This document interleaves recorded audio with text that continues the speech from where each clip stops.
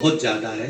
1 रुपए कमा रहे हैं, 1.25 रुपए खर्च हो रहा है, हाथ में पैसा नहीं टिक रहा, दुकान 4 दिन अच्छी चल रही है, फिर व्यापार डाउन हो जाता है, कोई पैसा लेकर भाग गया, नहीं दे रहा, कहीं कर्जा मात्रा बढ़ गई है, ये पितृदोष के लक्षण है।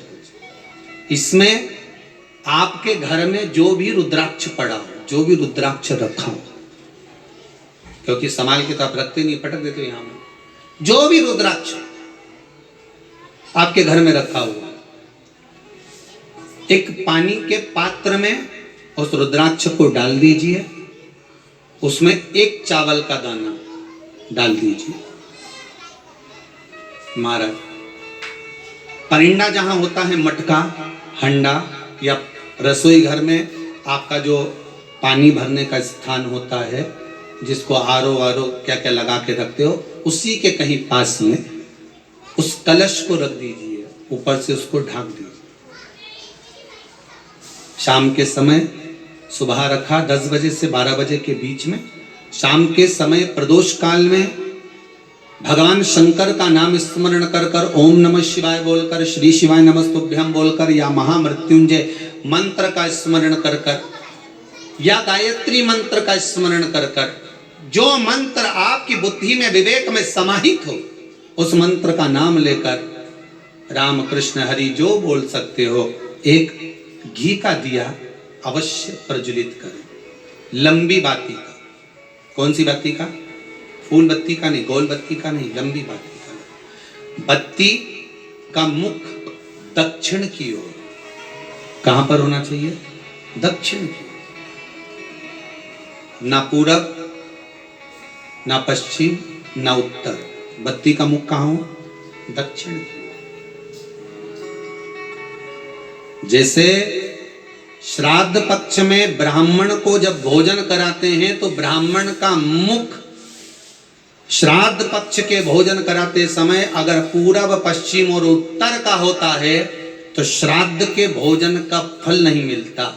उसका मुख दक्षिण का होता है तो हमारे घर के जितने भी पितर उस तिथि में गए होते हैं, सबको उसका भाग मिल जाता है और पितृदोष समाप्त हो जाता है। इसलिए ब्राह्मण का मुख श्राद्ध पक्ष में भोजन कराते समय दक्षिण का होना चाहिए।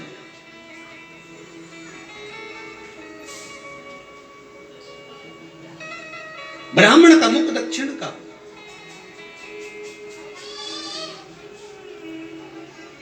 यहां तक शास्त्र कहता है, महाराज, अगर गौ माता को श्राद्ध पक्ष में अगर भोजन दे रहे हो तो गाय का मुख अगर दक्षिण का है, गाय का, आपका मुख भले उत्तर का हो, गाय का मुख दक्षिण का हो, आपका मुख भले पूरा पश्चिम नहीं का, गाय का मुख अगर दक्षिण में, अगर आपने दक्षिण में गाय को खड़ी कर रखा है और दक्षिण में उसका मुख और आप भोजन दे रहे हो, तो शास्त्र कहता है कि किसी पिंड की जरूरत नहीं पड़ती, गाय स्वतः कल्याण कर देती है, गौ माता स्वतः कल्याण।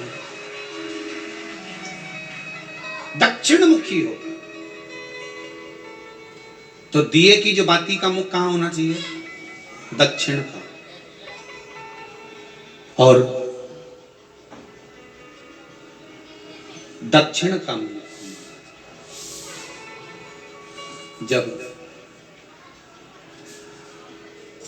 जब दक्षिण का मुख हो, दक्षिण की ओर बाती हो मान, तब दक्षिण की बाती जलाने के बाद में भगवान से वहीं पर प्रार्थना करें।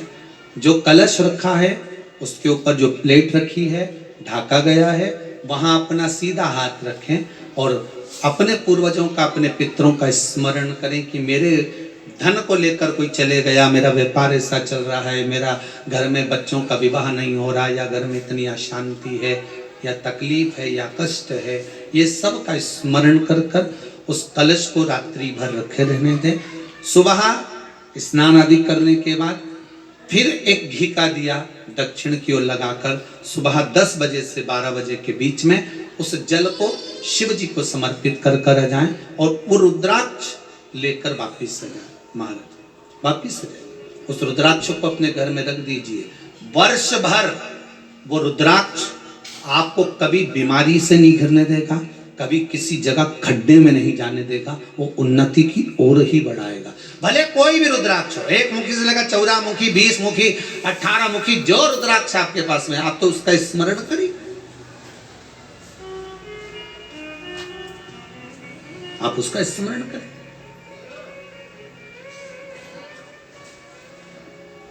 रुद्राक्ष का जल शिव को समर्पित करें।